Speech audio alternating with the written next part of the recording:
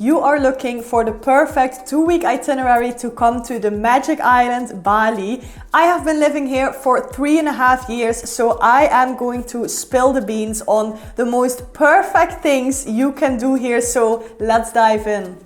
My name is Susan. I moved to Bali in 2020 during the pandemic, and I have had the pleasure over the past 3.5 years to discover every single corner of this island. I've been sharing this on my YouTube channel and on my Instagram, and I am beyond excited to share this 2-week itinerary with you because it has been long time overdue that I'm going to make this video, so here we go. First things first, you will arrive at Denpasar airport like everyone does. Here you can easily enter the country with a visa on arrival, which you can also pay on the airport. One of the biggest tips that I can give to you guys is to get cash on the airport and to get yourself a local SIM card. With cash and with a local SIM card, you basically can do everything in Bali. So these things will assure you that you will have a hassle-free journey.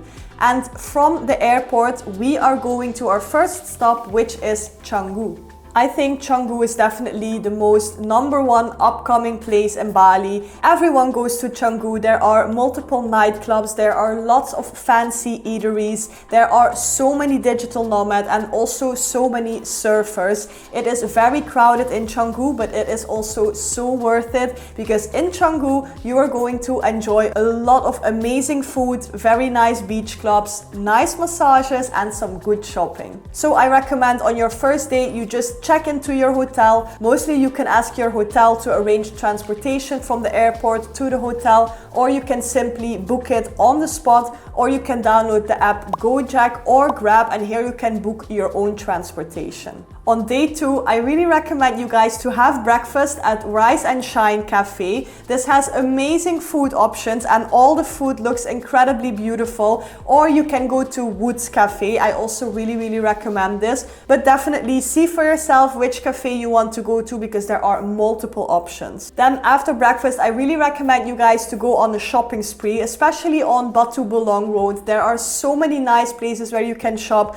There are art markets as well, and after this it is time to have a nice massage at Amo Spa. I really like this place and the massages here are one of a kind. And after this it is time to go to La Brisa. This is a perfect beach club where you can unwind, watch a beautiful sunset and enjoy the amazing atmosphere. If you are planning on staying longer in Canggu, I definitely recommend you guys to check out my Canggu e-guide. I included so much information in there on everything that you need to know, from gyms to nightclubs to beach clubs to eateries. So if you want to know more about this, check it out. Then on day 3 we are going from Canggu to Ubud. This is not too long in a car. It's probably around 1 hour and you can do this with a private car. You can start the day by driving to the north of Ubud to see the rice terraces in Tagalalang. After taking photos from above, you can walk your way down to the terraces for a close-up view. And after this, I recommend to make your way to Alas Harum Bali. I really like this place. It is super beautiful and you can dip in the pool from Kracha. Here you have a beautiful view over the rice field with an overlooking pool. It is so nice. After this, you can make your way down to the Ubud Art Market where you can shop a little bit.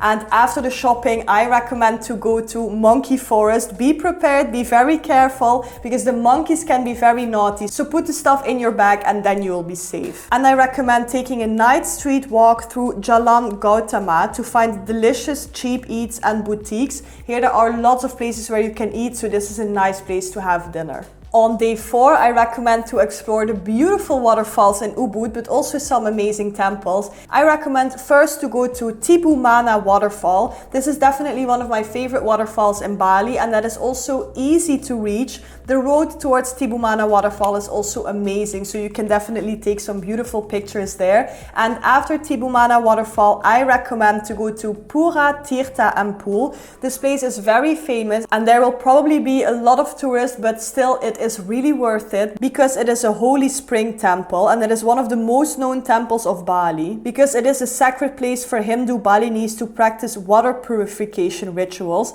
that visitors can partake in, as well for the serene and spiritual uplift. Then after these two things, I recommend you have some off time. You can either explore more waterfalls, or you can do a little bit shopping in Ubud, or you can go to a nice restaurant. Like I said, there are so many options, so the rest of the day is free for your own to explore. Then on day 5, you're gonna wake up not even early, you're gonna wake up in the middle of the night because it is time to climb Mount Agung. This is definitely one of my favorite experiences to do. You will wake up probably between 1 or 3 a.m. and then the guide will come pick you up. I will put the link in the description of my favorite guide. He will arrange everything for you, so you don't have to worry about anything. If you have more questions about hiking Mount Batur, you can check out this video because here I explained everything about hiking Mount Batur, and this is definitely a once in a lifetime experience. Prepare for this well enough and you don't have to worry about anything because it is gonna be amazing. After hiking Mount Batur, I really recommend to go to one of the Kintamani cafes. They're closely to this volcano and they are amazing. They offer a beautiful view at the volcano, so this is definitely worth it. After this, you will probably be so tired, so ask your guide to take you back home and relax for the rest of the day. On day 6, you will wake up in Ubud, but I recommend you guys to take a day trip to the north of Bali. Here I recommend to check out Banyuwana waterfall, which is an incredible waterfall, and also go to Sekumpul waterfall. You can just hire a personal driver for the whole day and then you can explore the two most stunning waterfalls of whole Bali. This is gonna be so worth it. So this is definitely a big tip to do this day tour, and in the night you can come back to your hotel in Ubud and sleep there. On day 7, it is time to go from Ubud to Amed, and Amed is my #1 favorite place in Bali. So many people skip this place, but you really need to go there. The snorkeling here is out of this world, and this is a sleepy snorkeling slash diving town. If you want to do your open water paddy, if you want to learn free diving, or if you just want to go snorkeling, you really need to go to this place. It offers also amazing views at Mount Agung, and I recommend that when you guys arrive here on day 7, you just take it easy and you go snorkeling in Jamaluk Bay because this is out of this world. And do not forget to take a massage on the beach because they are the best. And then on day 8, you also wake up in Amed and you're gonna go for a sunrise mission to Lahangan Sweet or Bukit Cinta. These places are incredible. They offer amazing views at rice fields at Mount Agung. It is so worth it, and you also will see a lot of local life and culture on the way. And the rest of the day, again, either go to Liberty Shipwreck, which is a shipwreck that you can even snorkel to, or you can go diving there. It is so beautiful, or just go snorkeling and enjoy Amed town. Then on day 9, I recommend to go from Amed to Sidemen, which is about half an hour driving. It is not too long. You can stay one night in Sidemen. This place is absolutely incredible, and don't forget here to visit Jaga Satru waterfall. This is an epic waterfall, and Sidemen is also well known for its silver making classes. You can make your own silver ring here, and Sidemen is also surrounded by beautiful endless rice fields, so I also recommend to hire a scooter there and just drive around, or you can go water rafting, which is also one of my favorite experiences to do here. So this is definitely for the adventurous people paradise. On day 10, you will wake up in Sidemen, but you will already be close to the port where you can head over to Nusa Penida. Nusa Penida is also one of the most famous islands in Indonesia because it has Kelingking Beach. You have probably seen this beach all over Instagram and YouTube. It is super famous, and to be honest, it is also worth the hype. It can be very crowded on this island, so that's why I recommend to stay here one night and not do a full day tour, because otherwise it will just be super hectic. You will be standing in line the entire time to take pictures and everything, and if you stay here one night, you can just rent a bike and go on your own pace, which is definitely really worth it. I wrote down some important information for you guys. So I really recommend to go with Ganga Express, and they operate from 6:30 a.m. until 5 p.m. So this is the boat company that goes from Sidemen to Nusa Penida, and you expect to pay between 7 and 9 euros, and the boat ride will take around 15 minutes, so that is not too long. And then when you arrive at Nusa Penida, you can expect to pay for a motorbike between 4 and 6 euros for a day. Also keep in mind that the roads are less developed than in Bali, so it's definitely more of a challenge to drive in Nusa Penida. And what you need to do in Nusa Penida is you need to go to Rumah Pohon Treehouse, you need to go to Diamond Beach and to Atu Beach.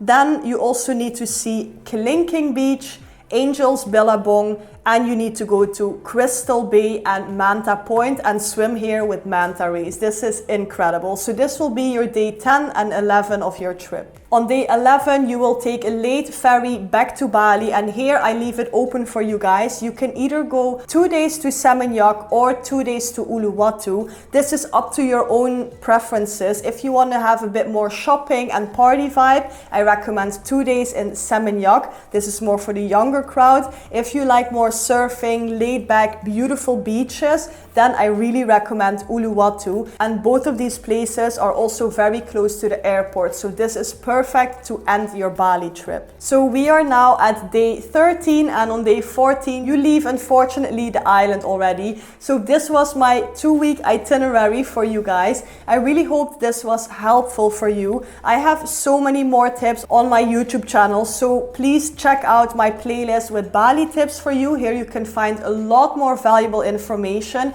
and you can also head over to my Instagram where I share daily tips and tricks on how to travel Bali, and here I also show the daily Bali life. So if you have more questions, reach out to my email or reach out to my Instagram. I try always to respond. So thank you guys for watching, and I will see you in my next one. Bye!